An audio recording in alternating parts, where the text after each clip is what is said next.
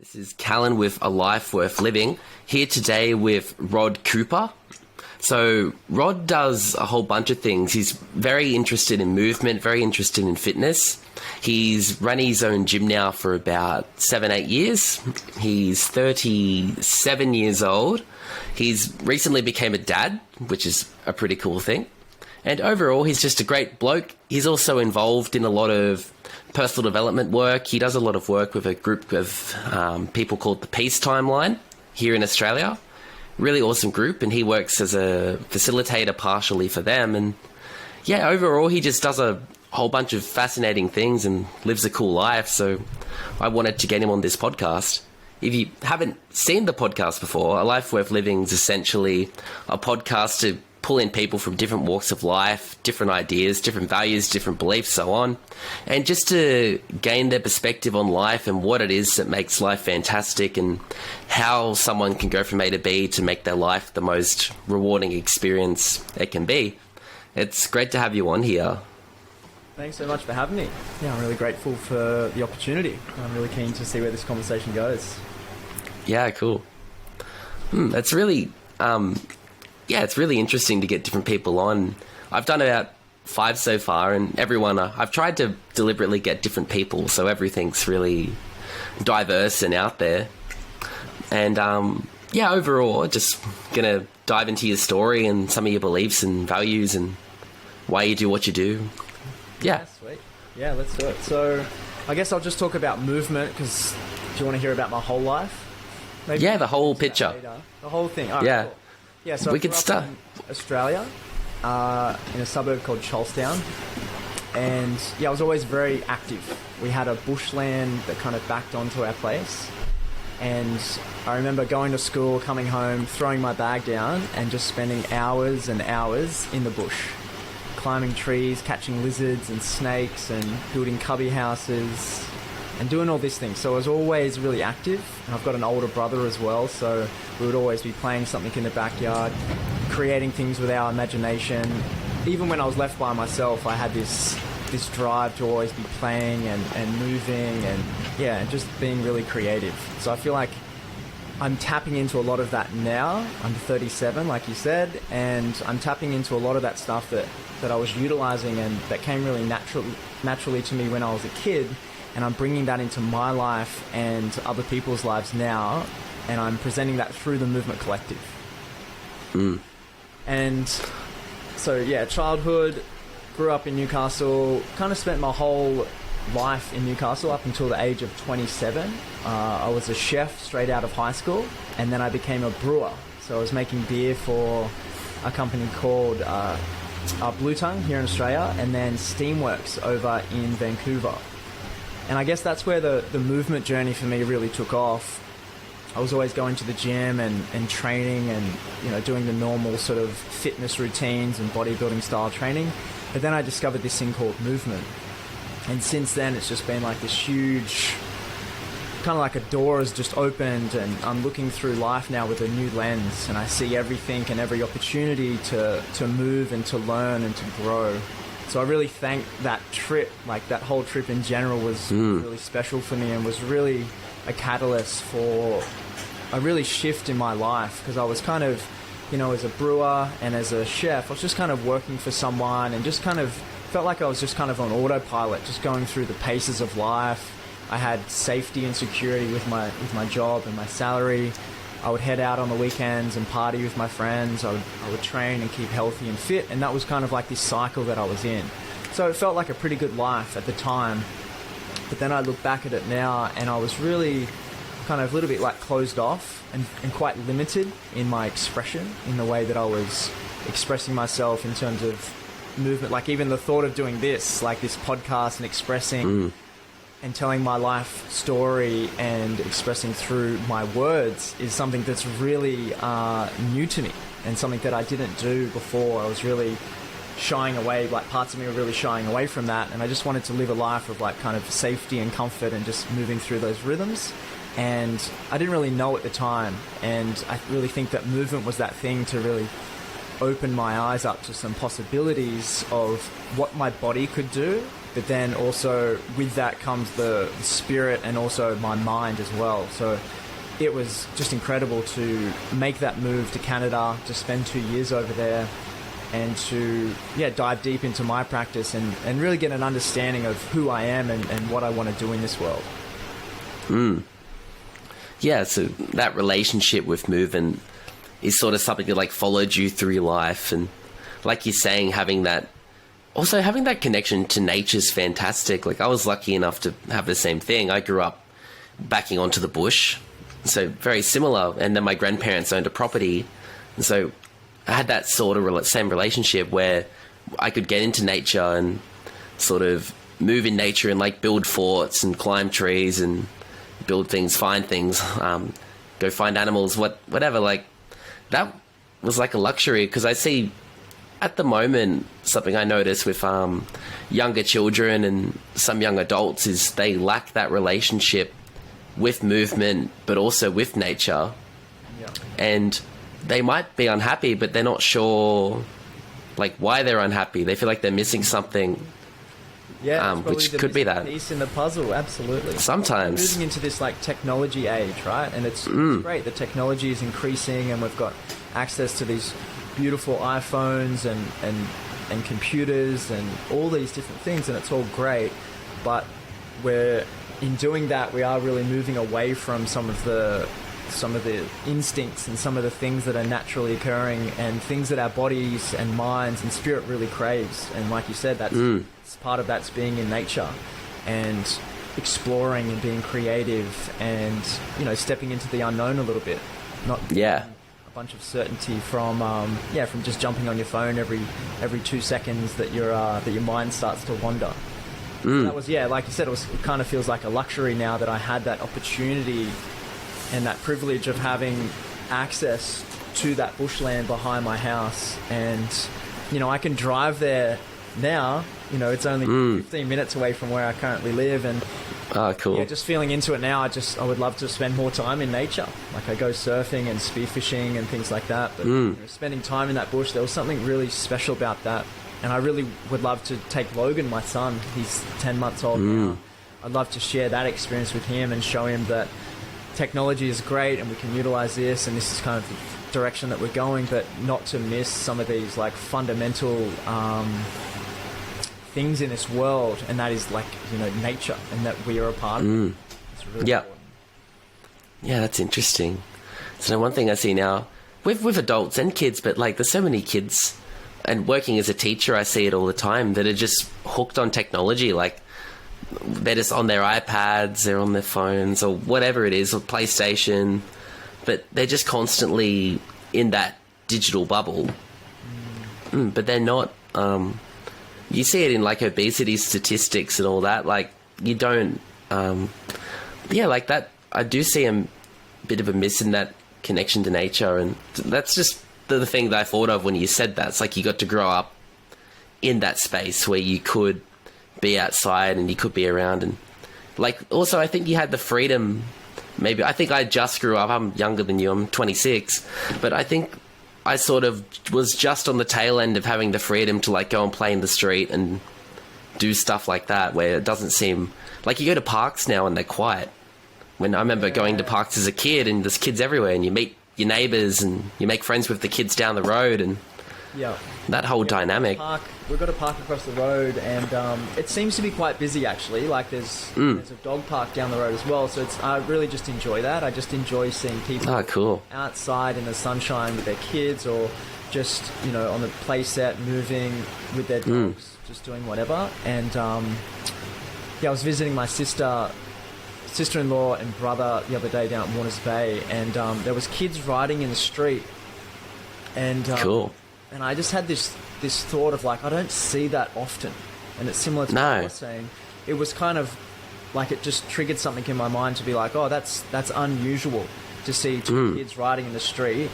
They were away from their house, they were just cruising down the street, and I was just like, that's really cool to see, because I was like feeling back into my childhood when I was a teenager, and as a young boy as well. And we'd go up the street, we'd ride our bikes, we'd ride our skateboards, we would be in the bush, like I said before. We had a school across the road, we'd go over there even though we weren't supposed to be in the school. We'd sometimes go over there, climb up on the roof of the school and get tennis balls down, and there was just all this possibility, and like you were saying, now it feels like there's, it's narrowed to one possibility of just looking at an iPad or a phone.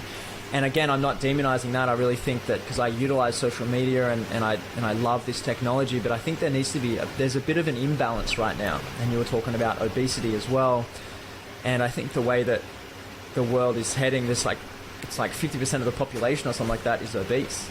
And I think that it's a combination of not moving, so not being out in nature, not exercising, not utilizing the body and what it's capable of, and also being addicted to some of these things like sitting on your phone or watching too much TV and just being, just sitting around all day. I think that's where that imbalance comes, and we need to bring some of this back.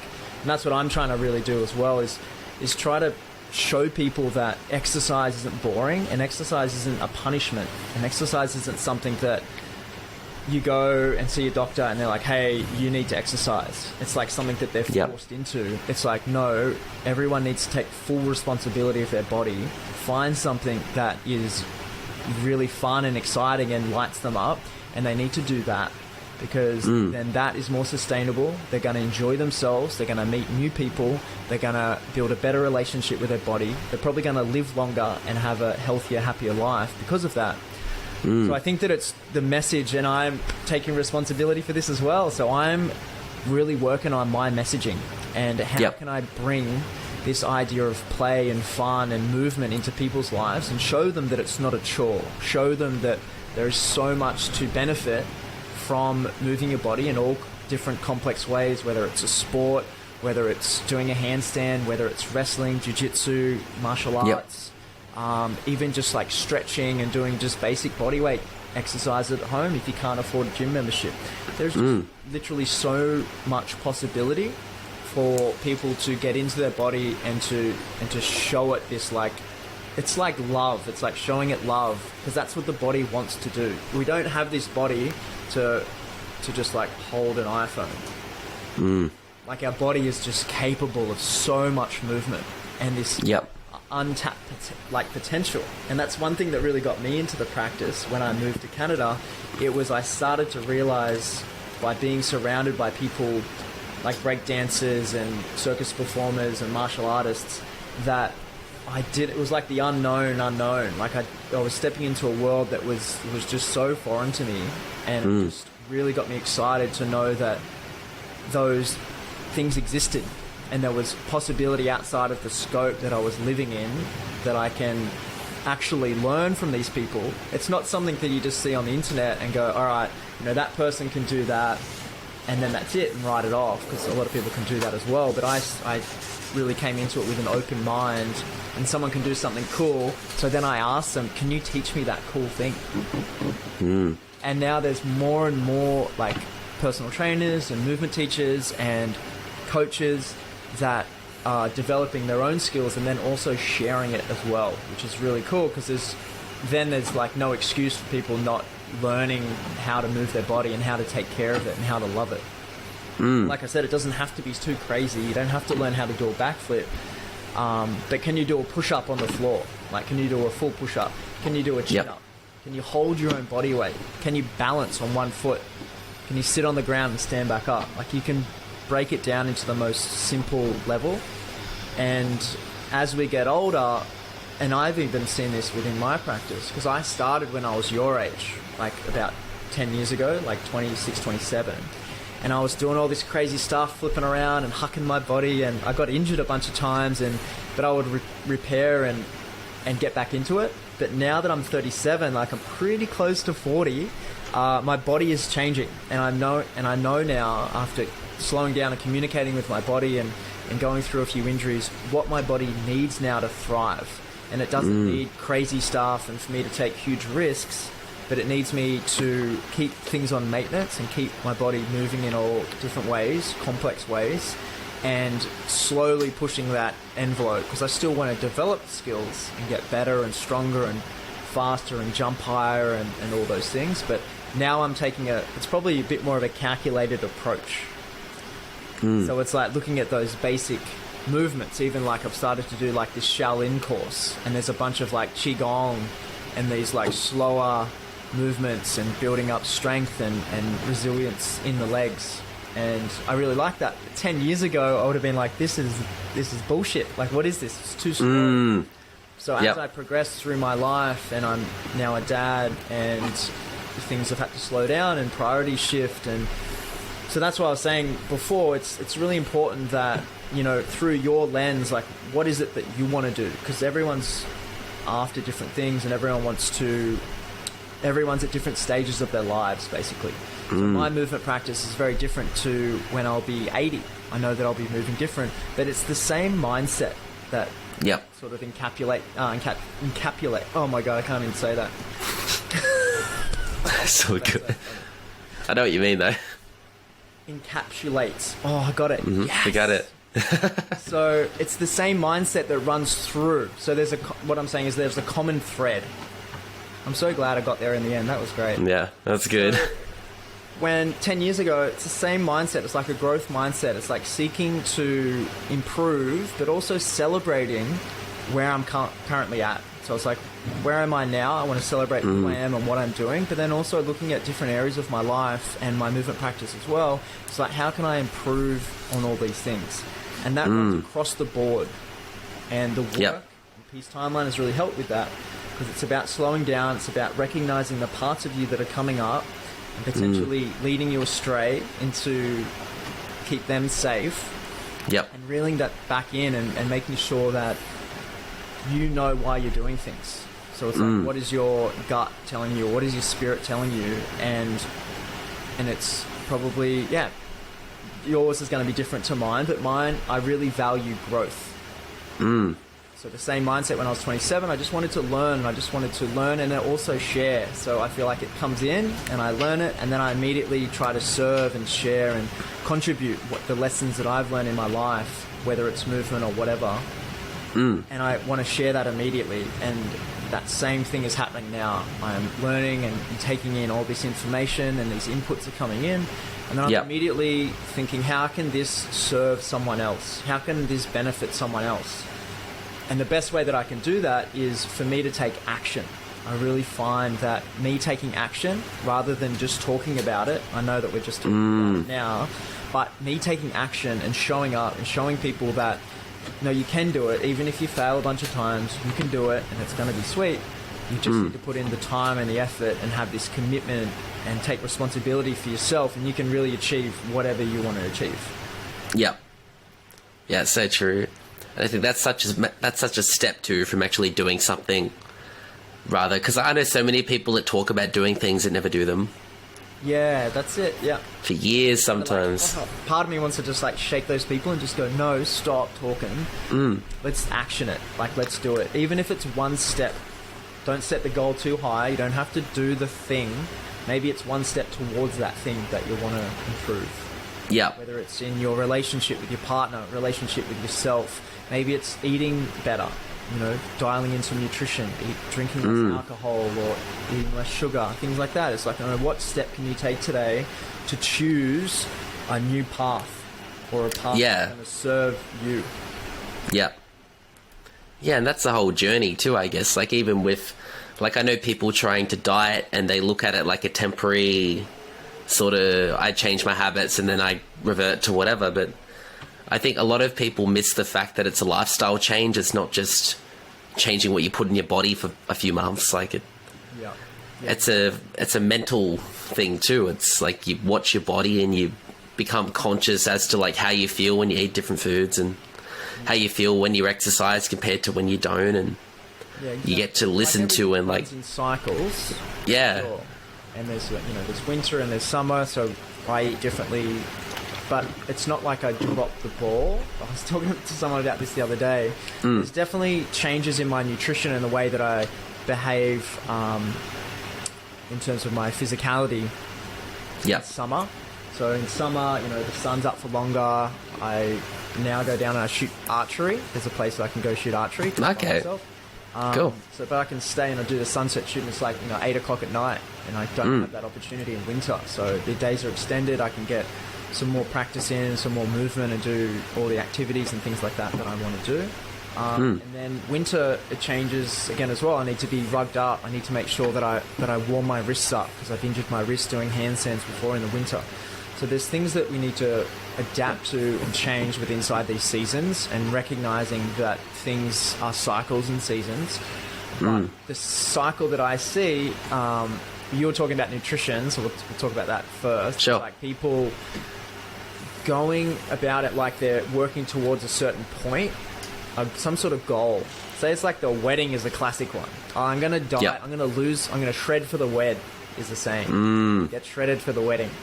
And I'm going to lose weight to look good for this one day. And my question is like, why do you want to look good for one day?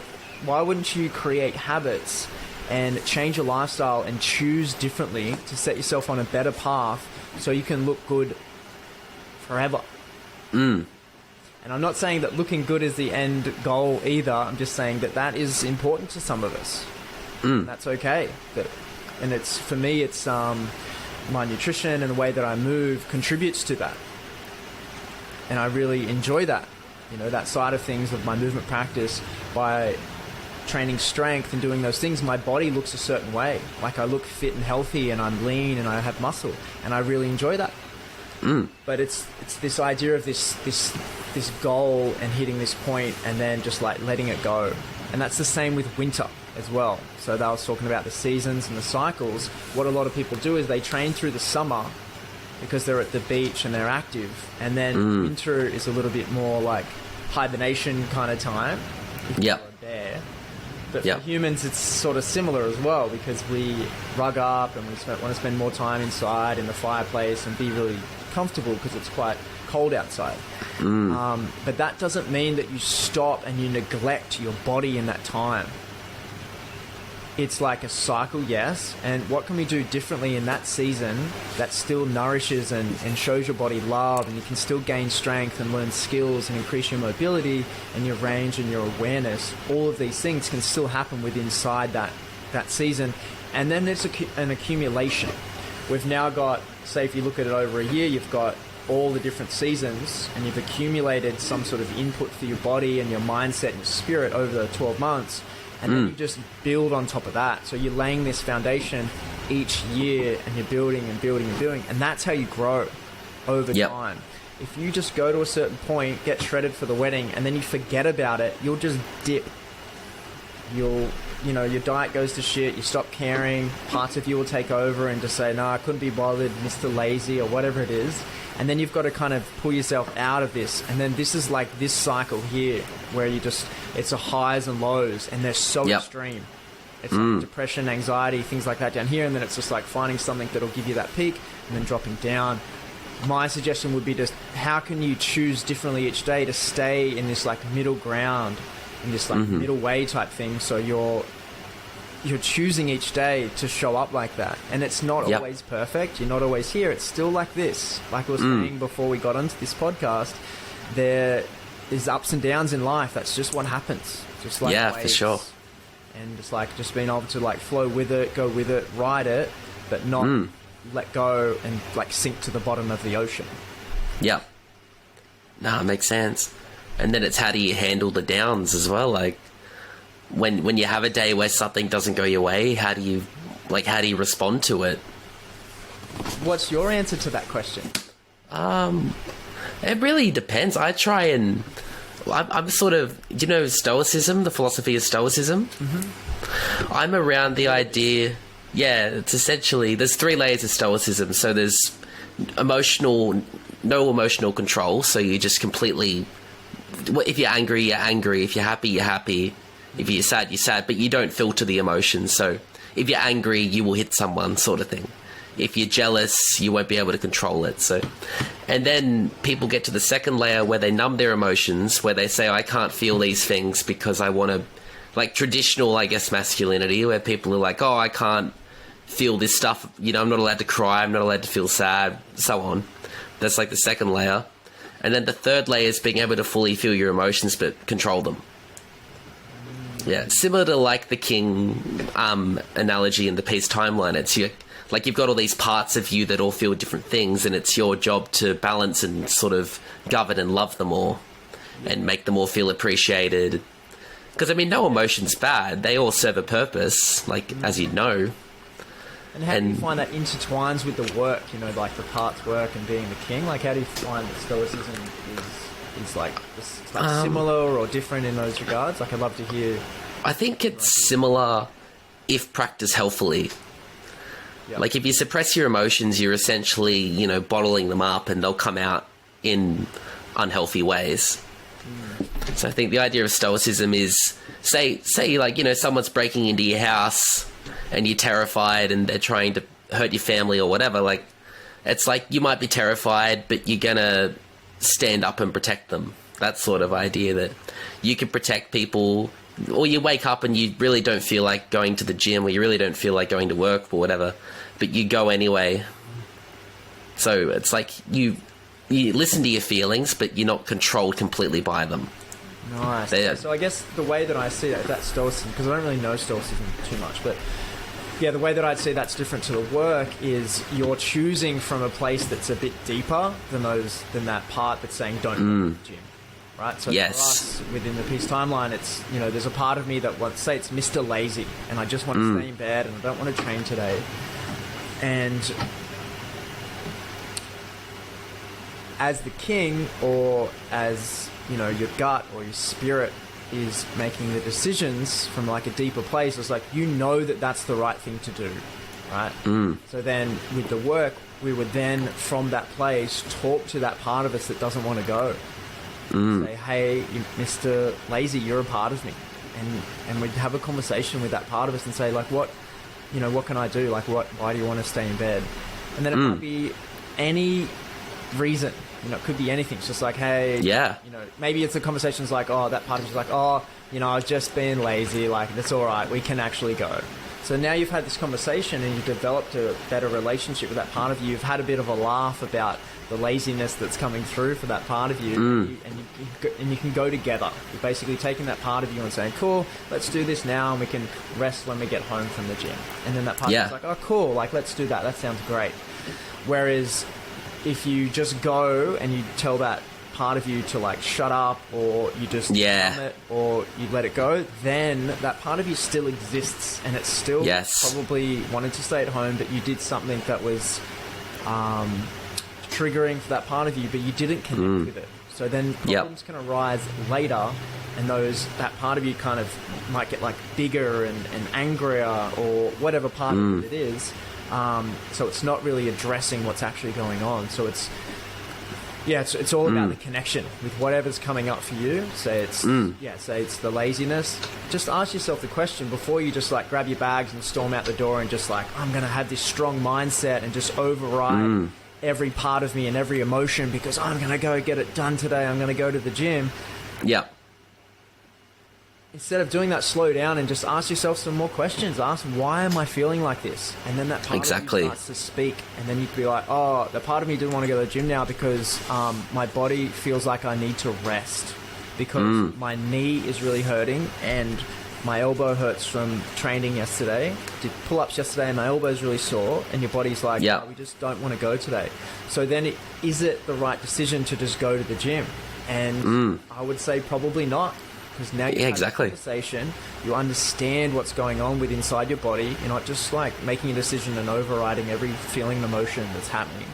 You're making a decision from like a higher place. And then you can go, cool, like what do you actually need from me then, body?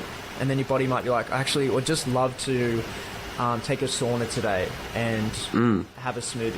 Cool. Yep. And you can do that. Yeah, exactly. It can be wild. That's sort of where... And that's the problem with the second layer of stoicism, is it's people don't listen to those emotions. They love the emotions. Like they're more just in their mind. So like I said, I'm going to do this and I'm going to do it even if my body's telling me not to, or there's parts of me that are telling me not to. Like they're not having a holistic approach. With stoicism, is there the concept of the mind, the body and the spirit? You know how that comes up in a lot of teachings? Not as much. Okay. Because it's not really... a lot of that. More mindset, would you say then? Like it's about Yeah, it's more of a strong mindset and yeah, exactly. Yeah, well, a lot of it came out of like wartime. So it's how do you go into a battlefield where you could die or where your friends could die, and not run, not back out of it. Like, how do you have that mindset where you can do things that are very difficult? So it's more grounded around that, and it's just one of many. so I like feel for some it's people, different times now. For most of us, I know that there's different times. places that are at war right now. So I don't want to speak for everyone, but just in terms of where I live, and I want to acknowledge my privilege of not being in those times right now because it's absolutely terrible. Yeah, That for most of us, it's not those times, and you don't need to make a decision based on, life or death. no, exactly. Just doing it no matter what, like just going after it, no matter how you feel. It's like, no, it's really important how you feel, and Exactly. are you making the decisions from the right place. Yeah, If you start to ask those questions with every decision you make during your life, whether it's to do with your partner or your family or your career decisions or what you eat, or if you go to the gym, or if you do this activity, or if you do a new job, there's all these things in our life that require us to make decisions from a place that we can slow down and feel into, that makes sense for us, not just from a mind comes up with this idea and we just go with it. Because how do we know where that idea is coming from? Are we acting from a place of trauma or triggering, and we're just doing patterns that we used to do when we were like 10 years old to keep us safe, and we're still doing now as like a 30-year-old? yeah, That's exactly. why it's important to slow down and ask questions, like what is actually going on here. Definitely. I think so many people spend decades or, a long time doing things they think they want to be doing, but they haven't slowed down for so long that they don't realize it's not their true calling, it's not the path they want to be on. Yes. Like, people chase money or they chase status or something, like purely money and status. There's no bigger purpose behind it. And then I think that's where the midlife crisis comes from, that whole idea. It's like people finally slow down at some point and they realize what they've built or what their life isn't what they wanted. Exactly right. Yeah. Yeah, and that's kind of similar to, I didn't have a midlife crisis, but it was similar to me when I was a bit younger, and I just had, it was like my awareness was very narrowed. It was kind of like I was looking through a lens like this, and I had no peripheral vision of what was going on around me, and it was like I had my job, had my security, I was training in the gym, I was having a bit of fun, and that was it. There was nothing else. There was no depth to it. Yeah. And it took me to slow down, to understand it, to become aware of my surroundings and the way that I was showing up in the world, and not only the impact that it was having on myself, but also the people around me. Yeah. There were certain areas of my life that I discovered through working with the Peace Timeline, where I realized that I was operating as like a little boy or as a teen, and I was doing certain things like avoiding and running away from certain situations that would make my teen part of myself feel uncomfortable. And in the past, I would just run away. And now I choose to stand in those moments, and I have conversations that I wouldn't have had before, because I'm there to serve those parts of me that are triggered and that want to run away. I hold them and I say, it's okay, we're going to have this conversation, or we're going to do this thing, and I hold them through it. That's what's really, really different right now. Like, it's just so important that we do that we make those decisions, we slow down, and we realize that it's not just one thing. It's not just money that we're searching. It's not just status. It's not just this and that. It's very complex. Yeah. And it's not until you start to ask why for a bunch of stuff that you start to get to an answer that has any depth. So for someone that's like working towards money, it's just like, why do you want that? And then they'll be like, oh, because I want to have $1 million. Why do you want $1 million?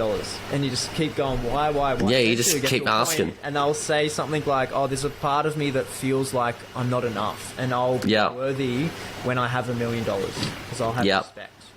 Cool. How do you give that respect to yourself and your parts right now without that $1 million? Because it's not, the $1 million isn't wrong. You can definitely go towards $1 million, but it's the reason why we're doing things. And that's why questioning and awareness and bringing this like heightened consciousness to everything in our lives is so important. Yep. Yeah, I know there's a theory of development, because if you ever study developmental psychology, there's a series of models. There's heaps of different ones like spirodynamics, integral theory, all these different people. But essentially, they've studied for hundreds of years how how societies and how individual people evolve as they grow older. It's like, you might know Maslow's hierarchy, which is a very well-known one, but it's sort of like that, but there's a lot more depth to it. But essentially, there's rationalist, like the rational sort of level that you can get to in your development, and that's the whole "when I achieve X, I'll be happy" sort of worldview. Yeah. Of saying, when I make $1 million, I'll be happy. When I make $5 million, I'll be happy. Yeah, when I'm dating this kind of girl, we're talking about so on. before, right? It's Yeah, the same exactly. as the goal, right? They reach the goal of like getting shredded for the wedding, and then Yeah. at that point you realize that that wasn't it. So what is it? It's the next thing, and they work towards that. It's just like, that's not it either. Yeah. That's why it's I like, think- well, what are we doing? Yeah, and I mean, I guess anything too much can be unhealthy. It's like if you exercise, say you get your dream body, or what you assumed was your dream body, and then someone keeps going, and then they say, oh, well, I want to train twice as much, and they train more, and they're overtraining, and they're like, I can't do this, and then they start taking steroids or something to be able to handle like an unrealistic load, and it gets to a level where it can become unhealthy. Yeah, it's similar to like my story when I was starting training. I was doing it for a reason that's different to the way that I'm training now.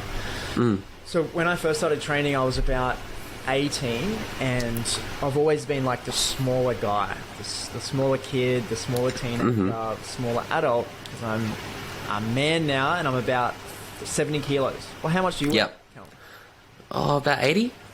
80, yeah. So Yep. most guys weigh around 80, 90 or something like that. So I've always been smaller. But when I first started training, it was like the energy behind it, and I only discovered this recently, having the work and feeling into the reasons I was doing things. And I spoke with my teen, and he said, yeah, the reason we were training was to get bigger, so we would be more attractive for girls, and we could protect ourselves from the bullies, from being pushed around all the time, because we were always a small guy.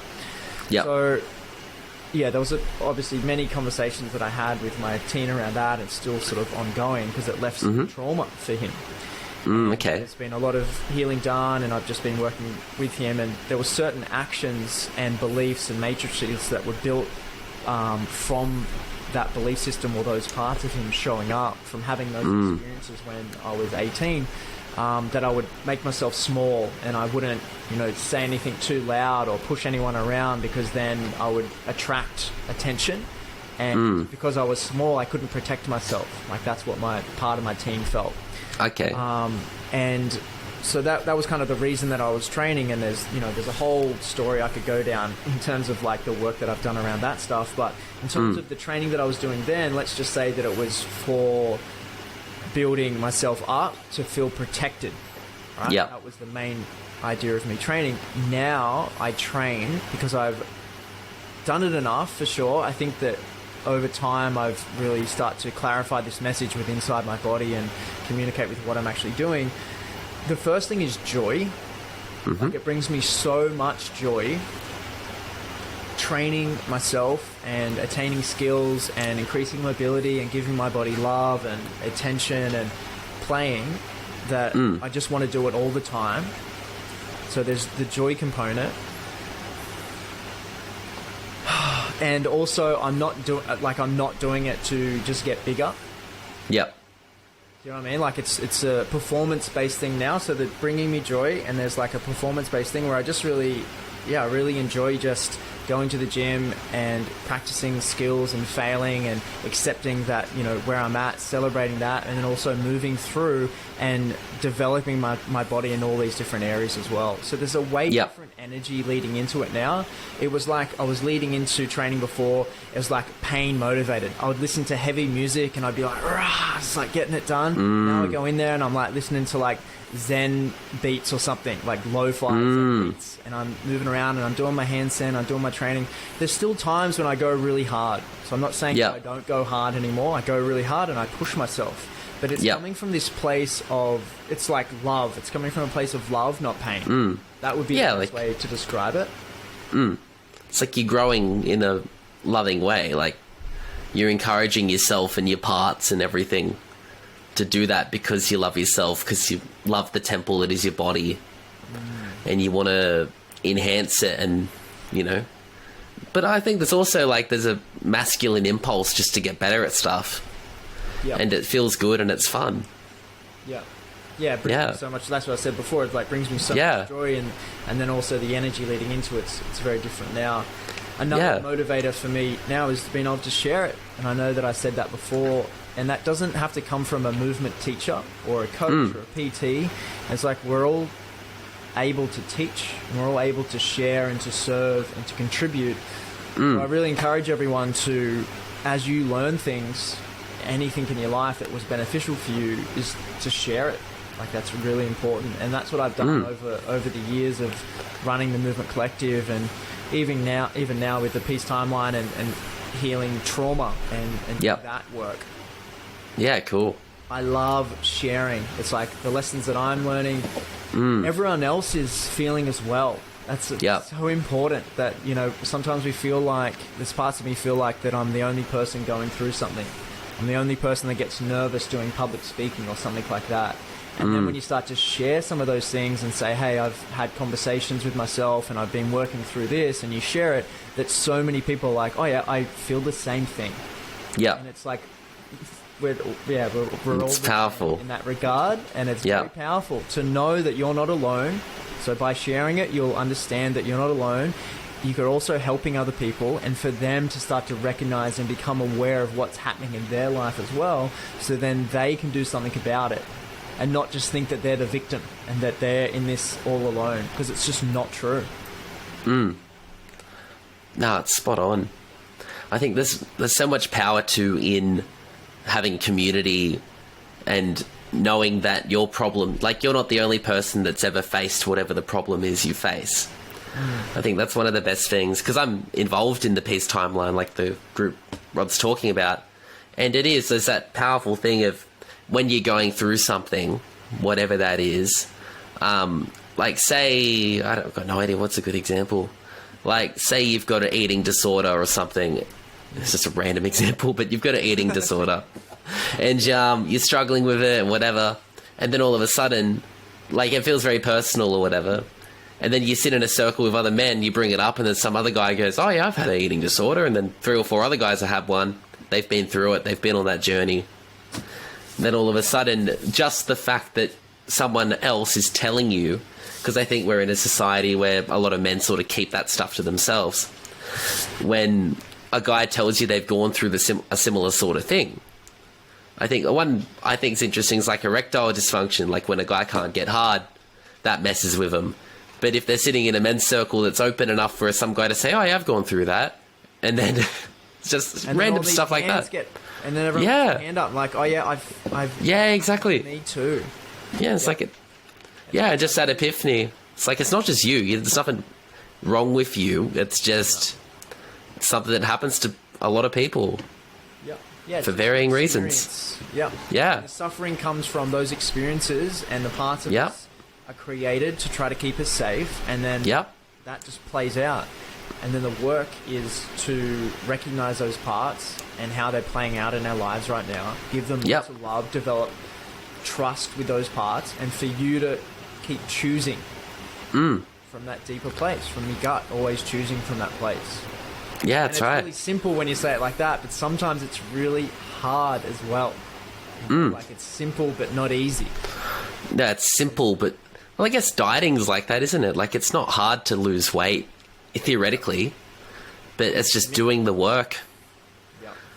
Or anything. Most people avoid that. Nutrition especially as well. Like you said, all the information out there. We don't need more information about how to love ourselves more, or how to heal, or how to move, or how to lose weight, or how to gain muscle. All the information is out there, and probably 1,000,000 times more information than what we actually need. Then comes back to what I was saying at the start. It's like, when are we going to take action? Because you don't need another book. You've got everything that you need right now. You just need to take responsibility for your own life and do something about it. Use that information. That will probably work. And if it doesn't work, move to the next bit or feel into your gut and you make decisions from that place, start to make some changes, and you'll just set yourself on a different path. And you're not going to nail it. That's why I said it might not be the first thing that you try. Maybe that doesn't work for you, and that's okay. Yeah. Pivot, change direction, move there. And you're always learning lessons from the different things that we're experiencing. So it's really important. But yeah, just take responsibility. That's a big one. Definitely. I think growth of any kind is a really powerful motivator. Like, I knew a guy, I think he was 19 at the time. He was slightly on the spectrum. He had like social anxiety and a bunch of other things. He just struggled across multiple metrics in his life. And he was starting to seriously contemplate suicide. He was sort of at that level where he's like, I can't see my life going anywhere where I want it to. I don't really want to experience having this life, sort of thing. Like, he just didn't see any purpose or meaning in it. And then that tiny little thing, like, he sort of got interested in fitness a little bit, and just seeing that tiny little bit of growth in his body, like, he started to get a little bit of strength. Just that tiny little, after a few weeks, he's like, oh, I'm actually a little bit stronger. That clicked something in his mind where he's like, I can actually make progress. Nice. Because he'd had so many instances in his life of not, like, so many rejections and so many different influences in his mind that have sort of made him think he couldn't do stuff. Yeah, but that tiny little, that tiny little thing of being, you know, just 20% stronger, he's like, oh, no, I can actually. And he came out of it within like a few weeks after that. Yeah, so I guess that would be a good place to start to talk about like the Movement Collective and like what we do, because we see that all the time. And people come in and like we go around the circle and we say like, what's the best thing that you did today? Like, we ask all these different questions before we start class, and one of them is like, you know, what was the best thing that happened to you today? And more often than not, like, a bunch of people in the circle will say, coming here was the best thing that I did today. Cool. Right? So it's like them committing to themselves and to going to a class and to moving their body can be really a catalyst, like it was for me as well. The same as the story that you just told, like, I was in a place where I was kind of felt a little bit lost, a little bit unsure, not really knowing what I'm doing, and then the movement stuff like got me into my body, and I was able to see the growth that I could have in my body and the potential for that element. And then that goes, it kind of flows over. It's like I filled like the movement cup, and then that flowed over, and then it was like there was more things then that kind of spilled out of that. And some of those things were the ability to run a business. So I never stepped in and took care of my body and started to learn movement and develop this passion for teaching, then I wouldn't have learnt business. But because I wanted to teach it, it's like now I'm passionate and keen to learn, how do I teach this? How do I grow business? You know, how do I do all the ins and outs of that? Marketing, sales, all those things. And then it's like other things. It's like mindset. It's motivation. It's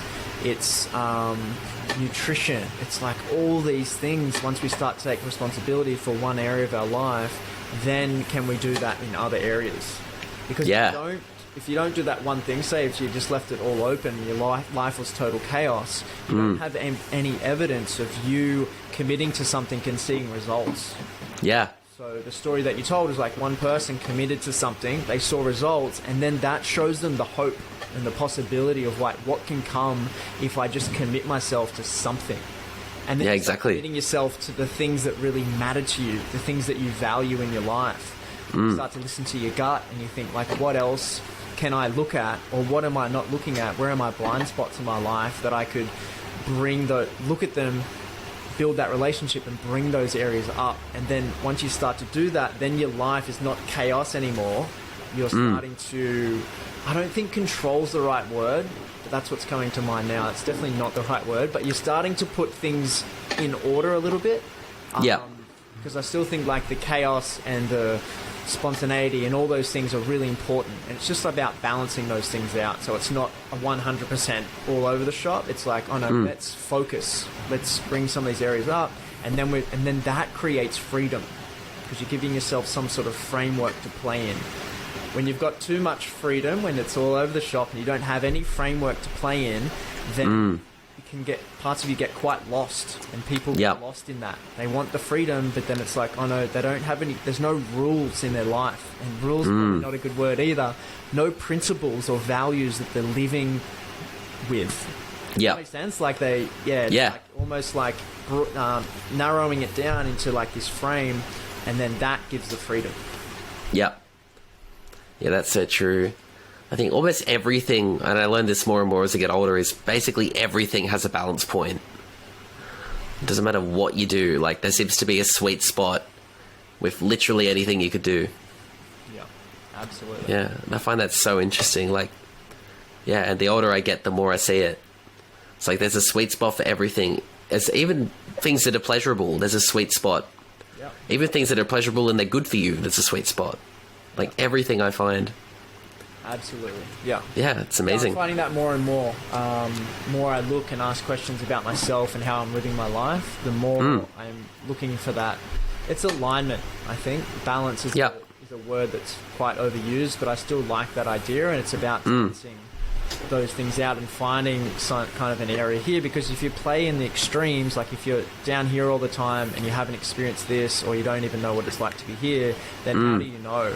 And you just get caught in your own little matrix of like living here, but it's like, oh, Yep. let's play with this, come back down, and then like I was saying before, it's like you need to find this like middle way and this balance, and in that area, you're not, when you're here, you're not shutting off what's up here and what's down here. You recognize both of them and you become aware of both, and you create this kind of flow between them.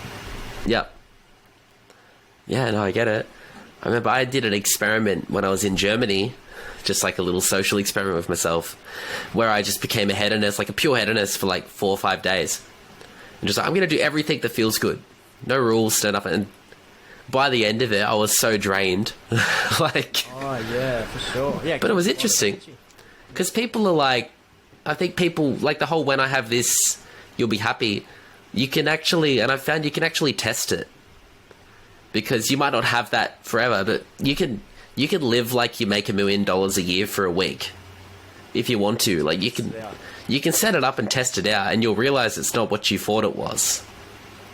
That's so interesting you say that, because I hadn't thought about like your experiment. I hadn't thought about that before, because normally what happens, like people are in a situation and they want to be somewhere else, and that creates suffering. But it's like, all right, if that person was to say that and you give them the opportunity, what do you want to do right now? And they're at work, they're a chippy. Yeah. They want to go surfing. It's like, cool. All right, how long do you want to surf for? I want to surf all day. All right, cool. You cannot surf all day. Like, get them out in the water for like 3 hours. Yeah. 6 hours. It's like, oh no, they're going to be like, all right, I'm done with this. What else do you want to do? And I'll want to do something else. Yep. Oh, that's so interesting. Yeah, it's like the whole retired downtime. You got to balance it. Yeah, it's like the whole retire at 30, sit on a beach thing. It's like, have you read like the So quick. have you read like the 4-Hour Work Week and books like that? A long time ago, yeah. Yeah, that's sort of like really traditional, old school self-help books. But there's that whole thing is like people retire. Let's say they build some huge business and sell it for like 20 million, and they're like 30, and they just like they made it financially, I guess. And then they sit on the beach for a month, and after the month, they're like, "Oh, this is boring. What do I do now?" Yes, exactly. Yeah, it's like most of them, I think. But you can, like, that's what I found. You can pretty well dip your toes into any lifestyle for a short period of time. Yeah. And I remember in Europe. No, you go for it. So I was in Europe. I did a lot of experimentation. Like, I'd go clubbing and stuff. I was really, because this was in Europe, and in Europe nightclubs are like really big. So you can get some really big raves and stuff. And I was basically like, I'm going to go out, but I'm going to sort of wear a different hat, or like bring out a different part of myself. So I'd go out and like rock a different personality just to see how people respond to that personality. And that was another really interesting social experiment. So it's like, I'm going to go out and be really anxious. And because, like, there's a level of, if you internalize something enough, you can sort of feel it. So it's like, I'm going to go out and be anxious. And then there's one day, I was like, I'm going to go out and I'm going to deliberately just be a dick. Which is so not me. But it's like, I'm just going to go out and I'm just going to be a dick to everyone. Like, I'm just going to be really arrogant. Experiment. Like, what were some takeaways? The main takeaway from going out doing that was essentially the people that you because I was going out talking to girls and stuff, and I found some girls respond to it, but they're not the kind of girls you'd want to talk to. Like, some people do respond to that energy, but they're the kind of people that sort of have that energy within themselves. Yeah, like I liken it to the work. It's kind of like, by you doing that experiment, you're like living as a part of you. Exactly. It's Mr. Anxious, and you're Yeah. allowing him to make all the calls. So you're stepping away from the throne, or you're not driving the bus anymore. You're allowing him or someone else to go for it. So Yeah, exactly. yeah, so I can imagine how that would reflect to other people, and that would be a mirror.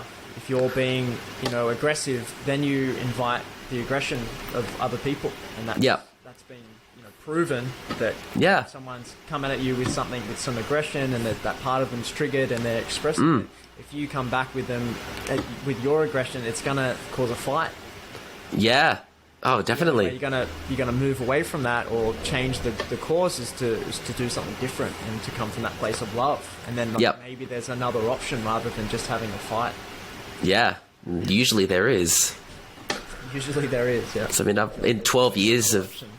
Yeah, it's like in 12 years of martial arts practice, like, the best way to stop a fight is to diffuse it before it starts. Mm-hmm.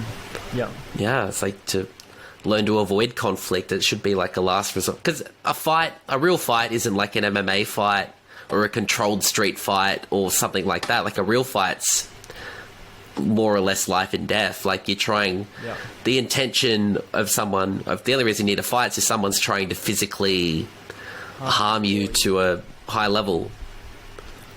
Yeah, which isn't an MMA fight. Like, an MMA fight's a sport. It's a different thing. Right. Like, you're not trying to kill your opponent in an MMA fight.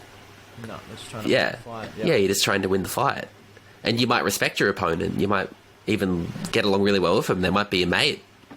Yeah, I think sometimes some of the guys I was chatting with at Jiu-Jitsu the other day, they do MMA as well, and he said that... Oh no, it was within Jiu-Jitsu. I was thinking it was MMA, but sorry, it was Jiu-Jitsu. And they had to verse... There was a competition, they had to verse their mate, and they're like, I versed, Jeff or whoever it was, and it's just like, I just, don't like doing that, because they train with them, but then they're in this situation where they've got to compete for the title or something, and they've got to, like, physically harm their mate. So it's like parts of them were really upset about that. Yeah, and had a bit conflicting to do. Yeah. Have full contact, like, sort of fighting with your friends, it would be different. What's your... I know you've done some martial arts. Like, what's your movement history and background? I'd love to know a bit more about that. So a lot of it is around martial arts, just because I've done it for such a long time. It's about being very... Well, Goju-Ryu, which is the style I do, is based on the Shaolin style. So karate comes from Okinawa, and it evolved into different things. But originally karate came from China, and it came from sort of Shaolin and Fission White Crane and all these old styles. And originally that come from, like Tai Chi, it was all centered around Tao, like yin-yang balance. Yep. Like Shaolin was originally created by monks as a way to sort of balance their bodies as well as their minds. Because they'd sit down meditating all day, but they were sort of neglecting their physical health and just focusing on the spiritual. The practice. Yeah, so I was just saying that after doing and getting into like a lot of spiritual work and being a movement teacher and practicing movement for so long, I really see how important it is to move the body and how that connects with the spirit and the way where it's like the way that we're interacting with the world, the way that our spirit is feeling through and experiencing this reality is through our body. Yep. It's like, why wouldn't we give our body the best opportunity to have the best experience to feed the spirit? Yep. I still quite don't understand that yet, but I'm like, this is the direction I'm going to understand that. Whereas before, for me, it was just the physical, and I didn't really have this language or this felt experience of like my spirit and what was guiding me. I think it was definitely always there, but now I'm just becoming more and more aware of it and how the two sort of interplay together and how they're kind of like the body feels like a bridge to spirit. Yeah. So I mean that's the origins of it, but the style Goju-Ryu, Go is hard, Ju is soft, so it's hard soft style. And essentially the whole style is based around the paradox of hardness and softness. Because fighting isn't purely hard. Like, if you're too tense, you're not a good fighter. if you're too relaxed, so you're not going to have any power. So it's finding that balance point of being able to be hard and to strike and to have power, but it's also knowing when to be soft. So for example, if someone punches you, a soft approach would be to dodge it, to move out of the way, or to sort of catch it and pull them towards you, sort of that mentality. So you get that sort of flow, and there's a thing called kakye, which is sort of like this, like you push your opponent, they receive it, then they push you. And then from there you can do this series of locks and different things. And then there's a kata called sanshin, which is 3 battles, the battle of mind, body, and spirit. And essentially, sanshin, because your spine's naturally an S shape, you make your spine straight. You focus on your core and you breathe from your core. And as you do that, you just step very slowly and do these punches. And it's all about postural alignment. And it's the same thing, like you've got to be very strong, but you've also got to be soft. And the breath comes into it as well. Like there's like, this is what I've been noticing doing that Shaolin course. Yeah, it's huge. Like, the breath is and that's what they did the first week. Actually, there was no movement at all. It was just learning how to do right breath. Yeah, it's like breathing into the belly, opening the chest up into here.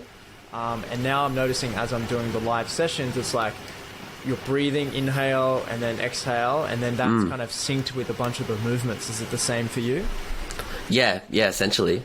There's a correct, like when you do your kata, your traditional forms, because the kata is sort of like the manual of karate, and then you unpack it and figure out what it actually all does. So that's the idea of it. Like the kata don't change because that's sort of your Bible, I guess, or your book that you refer to. And then you actually unpack it and interpret it and use it. And every move in a kata has a real application to it. Yeah, and there's, 'cause I did karate like back when I was like 10 or something like that. So the kata was, and I know that there was different levels to the kata as well. Is there a top level, like a max complexity type? Not really. You get to about 3rd dan, so your 3rd degree black belt, and then you don't actually change the form, but the way you do a kata, you sort of start at that level. You've been training probably 15 years, a long time, so you start to work it to your body. And so everyone's kata looks slightly different.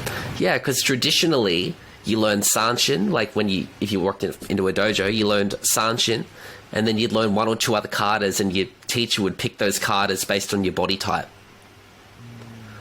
So originally the kata were like tailored to your body type. Okay. So there's katas that suit like a big, strong sort of endomorph frame more than someone who's an ectomorph. Like, it depends what your body is. If you're tall and skinny, then there's certain movements that work better with your body than if you're short and bigger. Because there's pros and cons to every body type.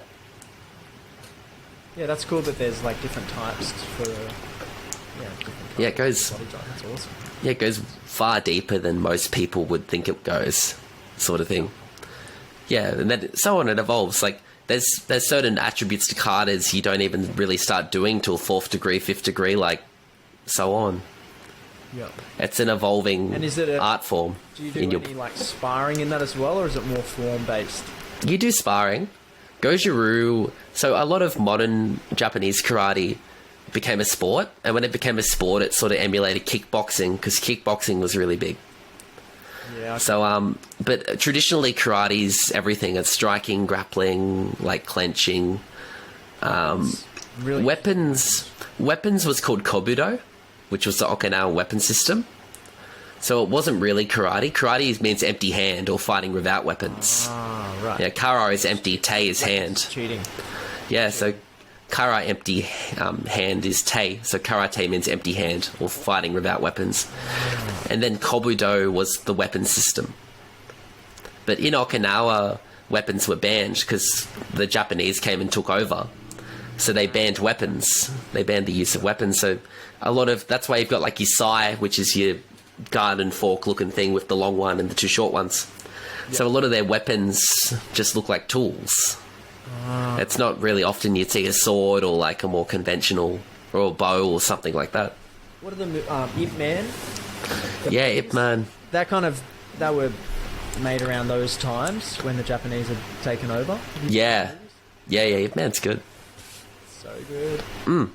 Nice, bro. But yeah, I think that's the balance of Goju-Ryu. It's something I've done fair bit of yoga and all sorts of different breath works and meditations, and I've done everything. Like I did fire spinning for a while, I did rock climbing for a while. There's a meetup in Newcastle today. Michael's organising it, 2:30 at King Edward Park. Okay. It's Newcastle Fire and Flow, so there's going to be like juggling and acrobatics, fun. all sorts of stuff. If you want to, Yeah, maybe we'll see. Sounds fun though. Does sound fun. Yeah, I think that's a good thing about Newcastle. Like, there's so many groups evolving, which is the city. It's 2 hours north of Sydney, if no one has any idea where that is. But it's a nice little place. So good. Cool. So, Man, where next? last sort of idea I'd probably get into is like, what's advice or sort of around lifestyle design? So it's holistic. I get people on here and I talk about sort of what they do and their specialties, but it's good too to know like the whole idea of someone's life. Like I put it into 6 boxes, being time, money, environment, purpose, health, and relationships. Yeah. And from those 6 pillars, I sort of look at lifestyle design. But what's some advice that you'd give to people, just not just around fitness, but around lifestyle as a whole? Like, what does your gut say that would be good advice to give?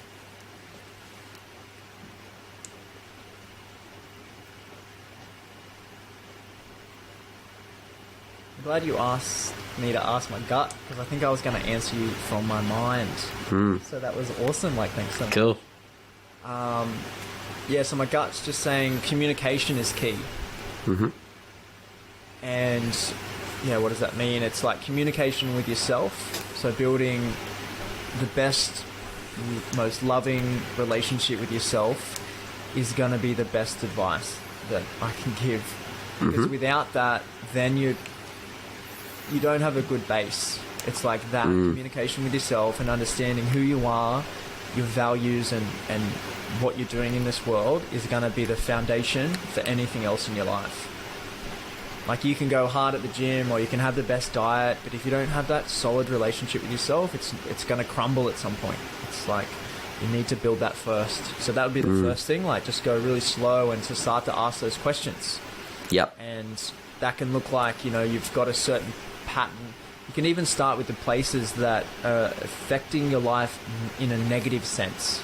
So if you do things every day and you know that they're not good for you, they're not good for the people around you, they're not good for your partner, they're not good for your family, they're not good for your career, you've got certain habits, you start to ask the question, why am I doing this? And you can start to discover the parts of you that are leading you in that direction and sort of guiding those decisions, guiding those patterns. And say it's Mr. Lazy, like we spoke about before. You just say, Mr. Lazy, you're a part of me. What can I do for you today, or how can I serve you? And you start to build that relationship with that part of you, and you also make decisions from your gut.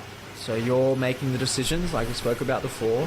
You're moving in a direction that is true to you and true to your spirit. And you're not dragging those parts along with you or just doing things because, like, you can really answer these questions really well because you'll know exactly why you're doing things. You'll have, you'll gain clarity, calmness, curiosity is a good thing to bring in as well. Yep. So when you feel from this place, it's like you come from a curious place of like seeking growth is something that we spoke about on this podcast today. Yeah. And being curious is the first stage of the growth. It's like being curious of like, how can I improve my nutrition? How can I improve my communication with my wife? And how can I make sure that she's having her needs met? And how do I present those ideas to her? Do I sit them down? Do I ask the questions? Do I notice certain things and habits that are playing out in her life and in my life, and that are like defaults? And how do we not make them defaults because we're just living from our parts? And how do we live from that place of just unconditional love for each other and for ourselves? Yep.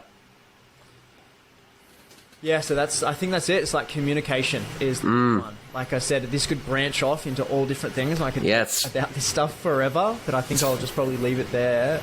Relationship with yourself. I would seek out the Peace Timeline and start to do some work with these guys.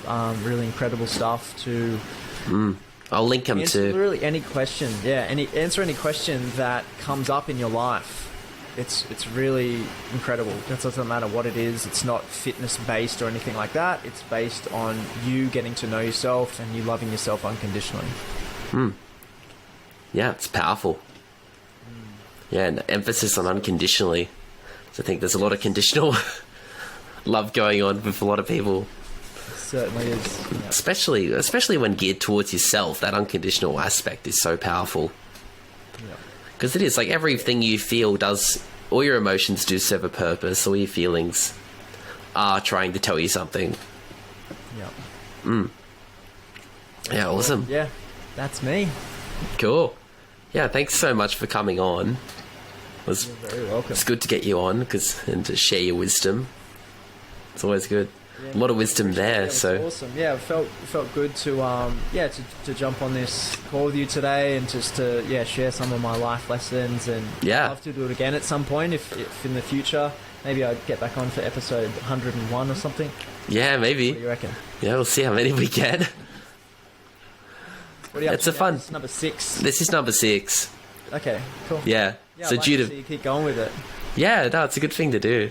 I'm really keen to do it once I start traveling, and like there's some people I really want to find to do this with that are out in the world, like certain sort of personality types.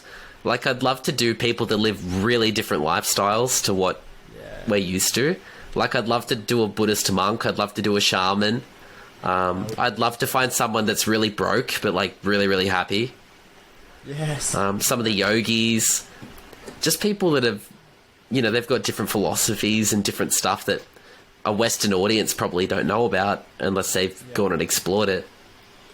And do the same that'd be thing. really Like, interesting to get the different perspectives from different, because we spoke about that a little bit before. I was going to start speaking about that we're not in wartime right now, but that's only No. my lived experience. Do you know what I mean? Like that's not Yeah. reality for a lot of people. So yeah, exactly. slow down and stop myself there, because Yeah. we're all living very different lives depending on where we're located. Yeah, like Australia for the most part is a very safe country. Very blessed. Most people, like poverty does exist here, but it's not like it is in other parts of the world. Like there's not many people in this country that don't have access to food on some level. Maybe it's not quality food, but like, yeah, everyone. I think it's important to meet all those basic needs, but I guess some people, that's their life. It's trying to meet those needs. Like if you look at Maslow's hierarchy, At some point too, right? yeah, like they never. We're talking about war. It's like, what if there was no war? Yeah, Everyone loved themselves unconditionally, and then all that extra money, the trillions of dollars that's spent on war, could just be feeding people, and everyone could bring the level of life up for every single person.